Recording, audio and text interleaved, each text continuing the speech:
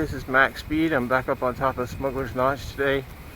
We just got enough snow in the last couple days that the conditions are pretty much superb up here. The snow's packed down really nice. It's nice and cold today. I don't know, I'm probably in the low 20s. There's a little bit of a breeze. Feels a little chilly up here, but it's going to make the snow really nice and quick. Probably pretty good control. I talked to some of the ice climbers up here today. They said the conditions are what they consider early season, which I asked them. They said that means some of the places they would normally climb aren't open yet, and the places they do, the ice is a little bit thin, but they said it's just great to get outdoors, and it's still pretty good climbing today. So if you're into that, head on up. If you're into cross-country skiing, I've seen a few of those here today, and they're doing well. The snow is good for them too. So about anything you want to do up here today, snowshoeing, hiking your dogs, whatever. It's pretty good conditions. I'd head on up. Just it's a little chilly, so bundle up. And I don't know what the storm coming in tomorrow is going to do. It'll probably make it a little bit deeper, and we'll have to wait a couple of days probably to sled very well. But that's what we could use, a little more snow, make the season last a little longer. All right, we'll give you the first run down today, and probably even get a run on the Smug side. It looked fast enough to make it probably at least down to the waterfall. All right. Okay, one thing I always tell people when they sled is check their front pockets, make sure there's no electronics or anything that will get smashed in there, because if there is, it will get smashed. So I got all my pockets zipped, got my coat zipped up so no snow will go in it, and we're all ready for a run here. This time I maybe will try to narrate this a little bit on the way down so you'll know what to expect if you ever come up here. Alright, here we go. Go, Max Speed. So this is the top. Get a pretty good straight run. This is where you get all your speed in this run. You can see I'm picking up pretty good. You probably don't want to do this fast when you first drop. Coming up on a ski.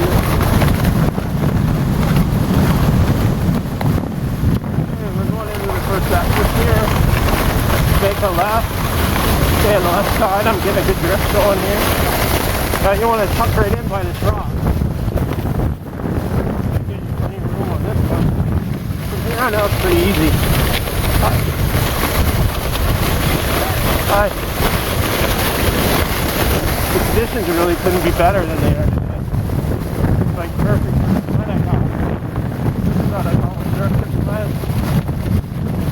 Really sliding in the corners.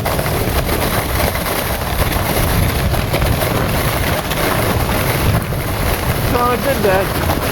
You get enough speed down to this last corner, you can make it all the way across this little flat here. And that'll make it so you can make it down the next hill. And in that case, you can actually sled all the way to the Cambridge Stowe line. On a really icy day, you can literally make it to the Stowe parking lot. But that doesn't happen very often.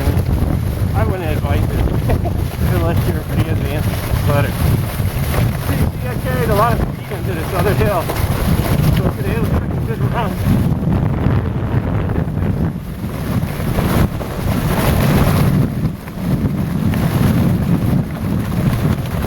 Hi.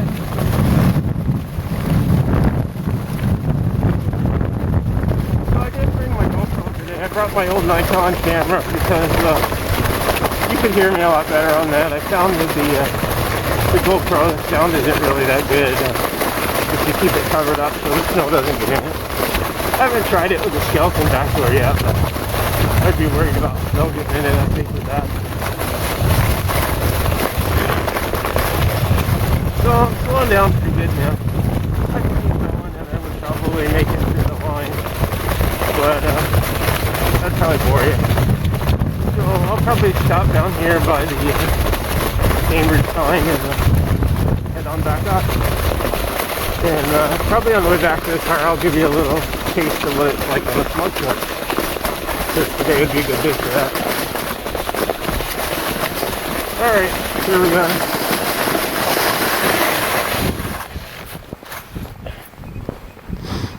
And right down around that corner, you can see the sign that's actually the Stowe Cambridge line, so I could easily made it to Stowe today.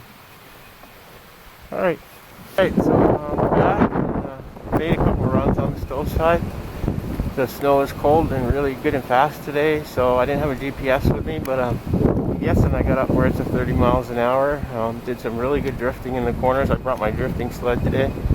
But don't get me wrong, these hammerheads, they're really nice, so extremely controllable, and you can take them down the mountain any speed you want, fast or slow. I mean, I go with a lot of country, they have no problem getting down through here at any speed you want, so don't be afraid to try it. And but you gotta have a good steep hill, and you gotta get a little bit of speed to get your steering, just like anything else.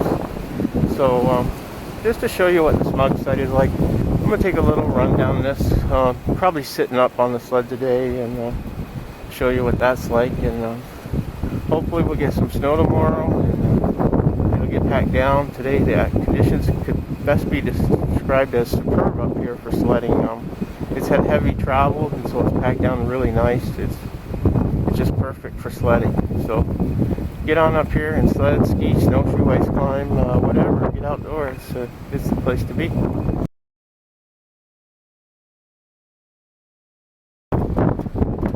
Alright, so we're going to start this ride from up where the bathrooms used to be, up by where there's a beautiful view. The information booth is up there. You can sled from above here, but it's pretty slow, so it'll be a little bit more exciting from here down. You can park literally on either side of this. I'm going to be heading down the Smug side. That's where I usually park because it's close to my house, but now and again I'll park over on the stove side and hike up from there. Either way, unless it's really fast and icy, which I wouldn't recommend sledding anyway unless you're pretty good at it, you can make it about halfway back to your car on either side on a good day, and then you have to hike the rest. You can see from here today the snow is nice. I'm getting pretty good speed already.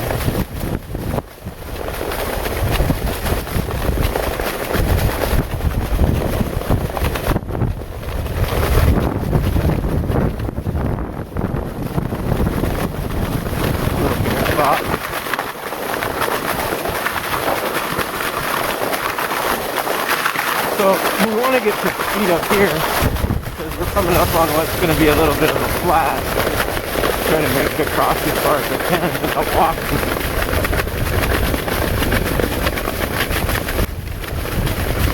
You can push along with your handle a little this way.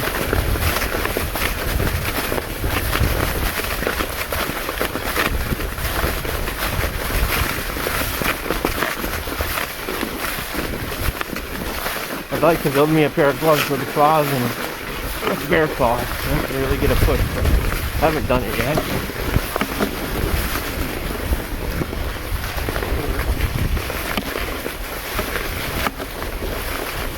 So by pushing a little, I made it across that flat without having to get off the sled.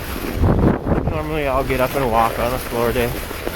Now we can go put a ways from here.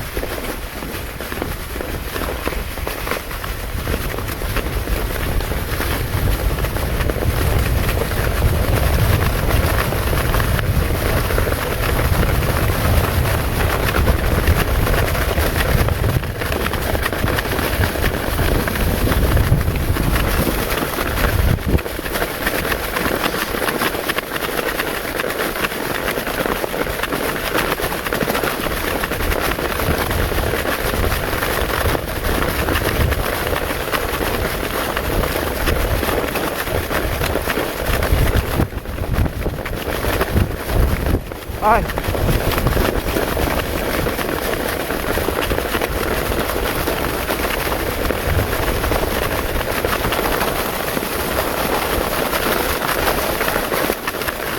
One thing you want to do if you're going to ride this sled when you're sitting on it with your feet steering is you want to make sure you take your micro spikes off. I learned that the hard way.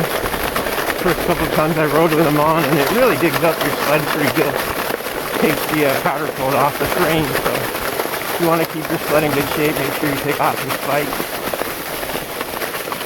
Or sometimes if I have them on, I'll ride with just my heels on that steering, but it's a little harder. So as you can see, I made it all the way down to the waterfall, which is about the halfway point on the Smug side. So there's half the trail I didn't have to hike back today.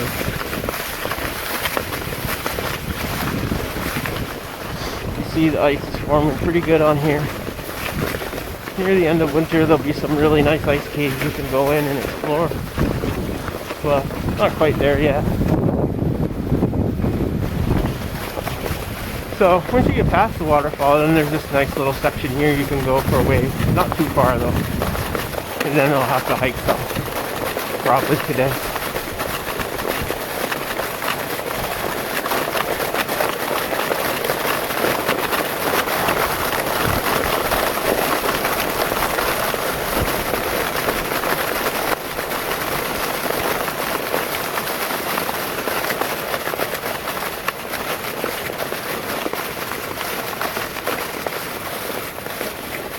Yeah, so that's about as far as I'm probably going to make it today without pushing. It gets pretty flat here, but then when you hit the 40-mile-an-hour sign down here at the end of the road, you can sled a little farther to the parking lot, but it's not very far. So it's probably about a third mile hike from here to the car, which isn't too bad. And it's nice and flat on this side, so it's an easy hike. So we'll catch you next time. Maybe at the Lincoln Gap, or maybe we'll even get the Philo. Maybe they got some snow down here after the next storm. So take care. See you next time.